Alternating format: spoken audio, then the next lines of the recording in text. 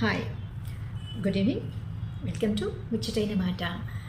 మరి ఈరోజు ముచ్చటగా ఒక మాట చెప్పుకుందాం అండి. ప్రస్తుతం మనం ఉన్నది స్వర్గంలోనే ఉన్నాము. అది మీరు నమ్ముతారా లేదా? ఎందుకు అంటే సంవత్సరాల క్రితం పరిపాలించిన ఒక మహారాజు గాని మన ఇంటికి ఈ క్షణంలో వస్తే అతను మన దగ్గర ఉన్న ఈ సౌకర్యాలన్నీ చూసి, ఒకప్పుడు నేను చాలామంది రాజులతో యుద్ధాలు చేశాను, చాలా సంవత్సరాల పాటు రాజ్యాన్ని పరిపాలించాను, కానీ ఏనాడు నేను ఇంతటి సౌఖ్యం అనుభవించలేదు, ఇంతటి సుఖాలను అనుభవించలేదు. నిజంగా మీరు స్వర్గంలోనే ఉన్నారని అంటారేమో. అంతే కదండి. వేసవి వచ్చింది అంటే ఫ్రిడ్జ్లో నీళ్లు లేవు అనుకుంటే, కరెంటు పోయింది ఫ్రిడ్జ్లో నీళ్లు లేవు అంటూ పిల్లలు వెర్రెక్కిపోతారు. కానీ బిందెడు నీళ్లు దొరక కుళాయిల దగ్గర ఎంతో అల్లాడిపోతుంటారు ఎండల్లో నిలబడి. మనం ఏసీలో కూర్చుని కరెంటు పోతే కాసేపు ఉండలేక ఎంతో ఇదైపోతాం, కానీ చెట్టు నీడ కూడా దొరక్క ఆ ఎండలకు అల్లాడిపోతూ ఉంటారు పిల్లలు. అలాంటి పిల్లలు ఎంతోమంది ఉంటారు. మొబైల్లో మనకి కావాల్సిందంత, మనకి ఏ స్టడీ మెటీరియల్ కావాలన్నా అంత మొబైల్లోనే ఉంటుంది. మనకి లేకపోతే పేరెంట్స్ తెచ్చిస్తారు, కానీ కనీసం ఒక చిన్న పుస్తకం దొరికినా ఎవరైనా ఇస్తే ఆ పుస్తకంతో కూర్చుని చెట్టు కింద కూర్చొని చదువుకునే పిల్లలు కూడా ఉంటారు.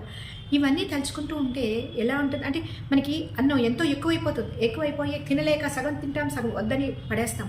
కానీ ఆ పిడికిడి ముద్ద దొరక్క ఎంతోమంది నిరుపేదలు అల్లాడిపోతూ ఉంటారు. రోడ్డు మీద ఆకులు అనేవి తింటారు చూడండి, అది నిజంగా తలుచుకుంటేనే బాధ అనిపిస్తుంది. సో అలాంటి వాళ్ళు ఉంటారు. మన చుట్టూ ఇన్ని సౌకర్యాలు ఉన్నా కూడా మనకి ఎక్కడో అసంతృప్తి. ఆ అసంతృప్తి మానుకోవాలి.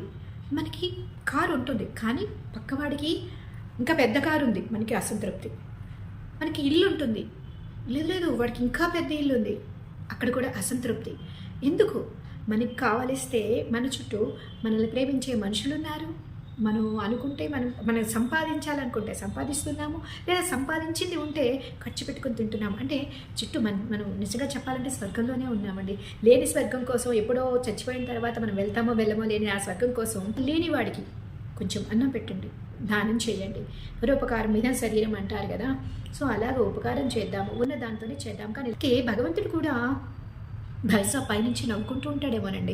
అంటే నేను ఎప్పుడో నువ్వు చనిపోయాక నా దగ్గరికి వచ్చినప్పుడు నేను ఏదో ఇవ్వటం కాదయ్యా, నువ్వు బ్రతుకున్నప్పుడే నీ చుట్టూ అన్ని సౌకర్యాలు ఇచ్చాను, అయినా కానీ ఇంకా నాకు నా పూజలో కూర్చున్నాను, నువ్వు ప్రార్థిస్తూ నాకు ఫిర్యాదులు చెప్తావేమయ్యా అని నవ్వుకుంటూ ఉంటాడేమో.